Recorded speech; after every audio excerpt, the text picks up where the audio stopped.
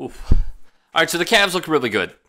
There's no doubt. A 121-99 win over the Boston Celtics, and this team looks rejuvenated. They look like they're having fun. As one NBA scout put it, Cleveland definitely needed a culture/chemistry change. That team did not like each other. Well, this team is loving each other. Now, before we put the carriage before the horse and say, oh, the Eastern Conference is over, the Eastern Conference is done, let me just say, we've been doing different forms of content, and I appreciate everyone writing your own comments, and one of them was from S. Simpson, who is requesting, being a Kings fan is rough, man. Vlade needs to go, keeps making terrible moves. I would love to see a video about my god-awful Kings and what you think the direction for them will be and should be. Great content, by the way. I like what you guys are doing here. I will have that video for you, if not today, then tomorrow. Back to the Cavs. So as we know, Kobe Altman was given a rough hand by Kyrie Irving in the offseason because Kyrie wanted out. So he converted Kyrie Irving into Isaiah Thomas and Jay Crowder, Ante Zizic as well. Also signed Derrick Rose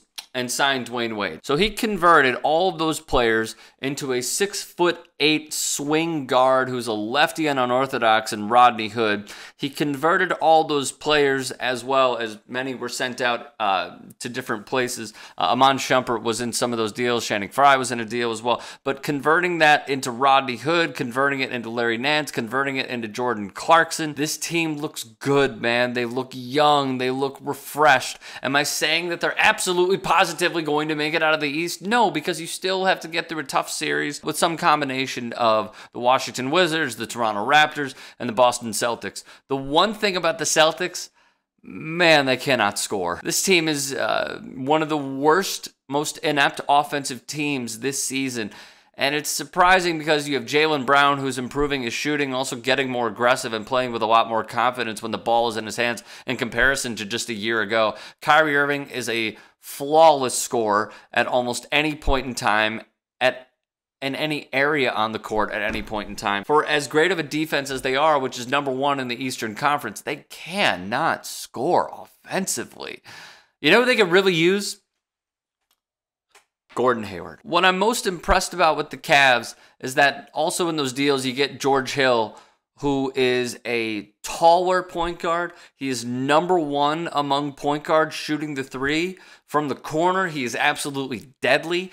And I did not think that he would make this much of an impact. I know it's one game, but I did not think he would make this much of an impact. Jordan Clarkson, according to another scout, said that it's going to be difficult for Clarkson and LeBron to play together. Nonsense. LeBron James has been able to play with almost anybody aside from a guy named Isaiah Thomas. And I think we're being a little rough on Isaiah Thomas because what he was doing was also preaching and being truthful towards the tail end when he was calling out his team and his teammates, and in a way, hand in hand, the front office by saying that the guys don't want to play together. Well, now they do.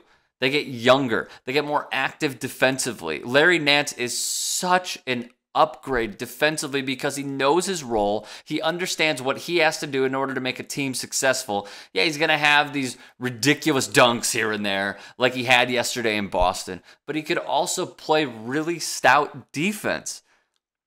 Here's what I saw with the Cleveland Cavaliers. They got younger, they got smarter, and they got more team-driven. This is not an attitude-based team anymore.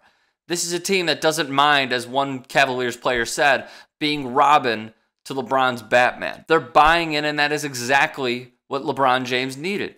He needed role players, not these guys who are so egotistical that they will not come off the bench or they will not accept their role being a Robin.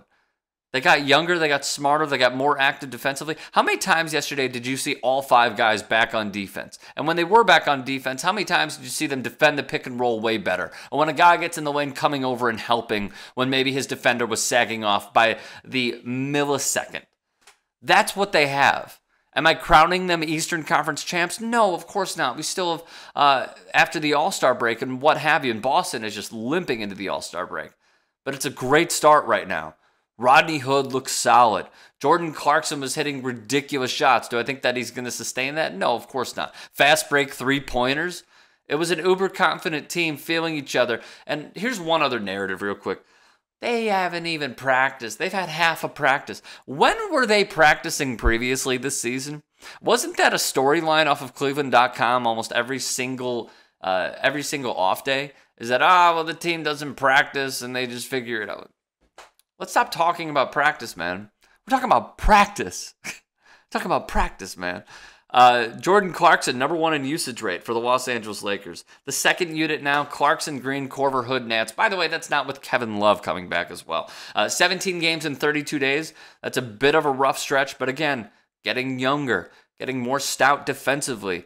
You go from Derrick Rose's defense to George Hill's defense. You go from Dwayne Wade's 30-something years old with no knees to Jordan Clarkson's 25-year-old knees. You have added versatility to the big men with Tristan Thompson potentially being unseated by Larry Nance for the starting role within the Cleveland Cavaliers, playing at the 5. Lastly, for the Boston Celtics, you should have got Tyreke Evans. You had a chance, and in the words of Billy Madison, you blew it! So what else are your thoughts? Comment section below. Subscribe to TYT Sports. We'll see you soon.